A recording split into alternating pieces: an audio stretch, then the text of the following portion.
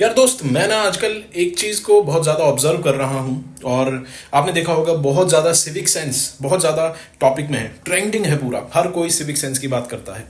अगर कहीं पे कुछ अच्छा हो, कुछ बुरा हो, तो सिविक सेंस, खास तौर पर बुरा होने पर तो तुरंत सिविक सेंस पे क्वेश्चन डाल दिया जाता है। अब पता नहीं आप लोग इस बात पे मुझसे अग्री करेंगे या नहीं करेंगे, लेकिन सिविक सेंस पर मेरा एक डिफरेंट पॉइंट ऑफ व्यू है। अब ये आपके ऊपर है, आप इसको मानना चाहें या ना मानना चाहें, या आप इससे कितना अग्री करते हैं। मेरा ये मानना है दोस्तों, आजकल सिविक सेंस की जो भी चर्चा हो रही है, उसका इस्तेमाल एक बहुत गलत तरीके के लिए किया जा रहा है, और वो है स्टीरियोटाइप्स क्रिएट करना।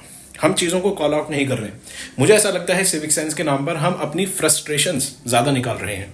जैसे फॉर एग्जांपल, अगर आप देखेंगे कहीं पे कोई व्यक्ति है, ठीक है, अगर ट्रेन में भीड़ मिल गई या कुछ थोड़ा इस तरीके से धक्का मुक्की टाइप से बिहेव कर रहा है ट्रेन में या कहीं पर भी, तो हम बिना जाने बिना सोचे हम कमेंट कर देंगे। हम देखेंगे लोग कॉल आउट नहीं करेंगे, बोलेंगे कि भाई ये पक्का पक्का ये बिहार से होगा, बिहारी फॉर नो रीज़न। इस तरह के आपने कमेंट्स ज़रूर देखे होंगे। कोई व्यक्ति अगर कोई अच्छा, मतलब ठीक ठाक लग रहा है, वेल ऑफ फाइनेंशियली पैसे वाला लग रहा है, और वो अगर फॉरेन में कहीं पर है या फिर वो प्लेन में अगर कुछ कर रहा है, तो वहाँ पर अगर बिहेवियर बेटर नहीं, अप टू द मार्क नहीं है, एक्सपेक्टेड नहीं है, तो बोलने लग जाएंगे कि भाई गुजराती लोग ऐसे ही होते हैं। इसके अलावा अगर कोई आपको व्यक्ति गाड़ी में मिल जाएगा और वो उल्टी पुल्टी हरकत कर रहा होगा, ठीक है, गाड़ी ज़्यादा अच्छे से नहीं चला रहा होगा, तो बोल देंगे भाई no reason the number plate is HR और the number plate must be from the Haryana.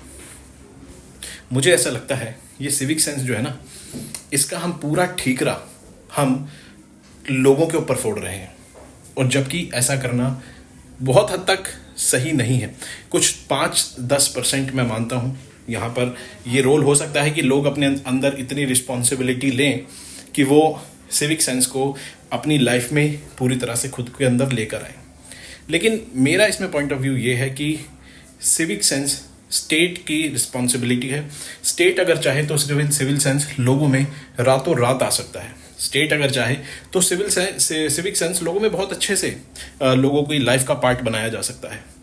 क्योंकि सबसे ज़्यादा इंपॉर्टेंट जो चीज़ें हैं सिविक सेंस लाने में, ऐसा नहीं है कि किसी के पास पैसा होगा और अच्छे रिसोर्सेज होंगे तो उसके अंदर सिविक सेंस होगी। ये हम देख चुके हैं, ऐसा नहीं होता है।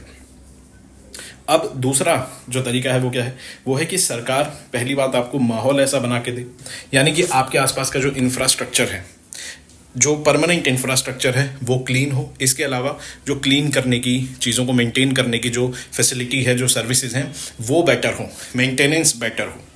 और तीसरा, एजुकेशन। हमारी एजुकेशन के अंदर सिविक सेंस सिखाया ही नहीं जाता है। इवन हमारे घरों में अगर आप देखेंगे, हमारा जो एक इंडियन जो कल्चर है, घरों के अंदर ये डेलिबरेटली इंश्योर किया जाता है कि बच्चा अनसिविलाइज्ड बने। फॉर एग्जाम्पल, उसको कई तरह के बायसेस घर से ही मिलते हैं। काम को लेकर सबसे बड़ा बायस मिलता है कि कोई काम छोटा होता है, कोई बड़ा होता है, ठीक है। इसके अलावा हमें कास्ट रिलेटेड बायसेस देखने को मिलते हैं, हमें रिलीजन से रिलेटेड और जेंडर से रिलेटेड।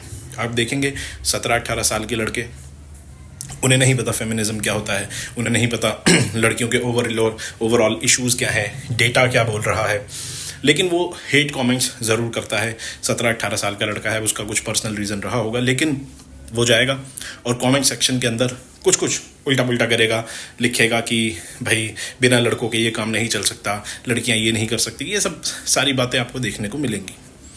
अब आप मुझे एक बात बताइए, यहाँ पर जब ये सारी चीज़ें, इतनी सारी चीज़ें आपको अनसिविलाइज्ड बनाने में लगी हुई हैं, तो सिविक सेंस आना एक एक्सेप्शन, और बिल्कुल एक एक्सेप्शन के रूप में देखा जाता है यहाँ पर, ठीक है। तो सबसे ज़रूरी चीज़ है स्टेट इस चीज़ की रिस्पॉन्सिबिलिटी ले। और किसी भी देश में अगर आप देखेंगे जहाँ पर भी सिविक सेंस है, वहाँ पर स्टेट का एक बहुत बड़ा रोल है। स्टेट अनसिविलाइज्ड बिहेवियर को पेनलाइज करता है। स्टेट ऐसा माहौल बनाता है कि आपको सिविक सेंस को फॉलो करना पड़ेगा। स्टेट आपको एजुकेट करता है। जाहिर सी बात है, स्कूल से पावरफुल कोई टूल नहीं है, क्योंकि बचपन से ही आपकी कंडीशनिंग होती है।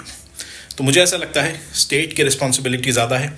और जब हम सिविक सेंस की बात करते हैं और अपने ही लोगों को खुद आपस में ही एक दूसरे को ब्लेम करते हैं, ये स्टीरियोटाइप्स ज़्यादा क्रिएट कर रहा है रादर देन एनी सोल्यूशन।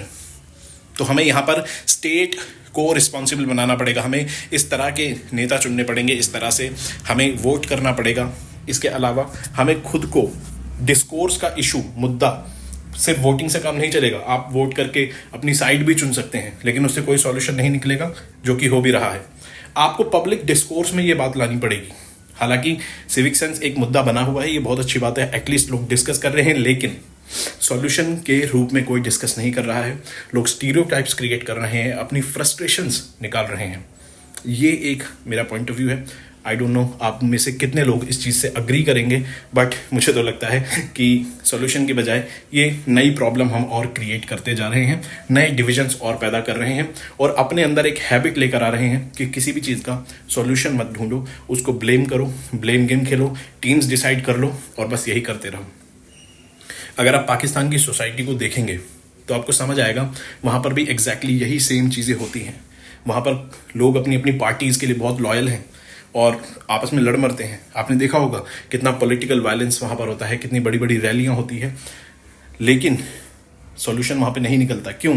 क्योंकि अल्टीमेटली लोग वहाँ पर सॉल्यूशन नहीं निकाल रहे हैं। वो उन्होंने ब्लेम गेम सीख ली है, और इस ब्लेम गेम में सिर्फ लोग ही नहीं है, स्टेट भी शामिल हो जाता है। उनका स्टेट ऐसा है कि वहाँ पर कोई रिस्पॉन्सिबिलिटी लेने का सिस्टम नहीं है, कोई अकाउंटेबिलिटी नहीं है। आपको समझ नहीं आएगा पावर सेंटर कौन है, आर्मी है, लोग हैं, चुनी हुई गवर्नमेंट है, या फिर जो वहाँ पर मदरसाज एंड मौलवीज हैं वो वहाँ पर पावर सेंटर है। तो ये चीज़ आपको समझनी पड़ेगी। इंडिया में ये चीज़ ना हो, मेरी आपसे यही गुजारिश है।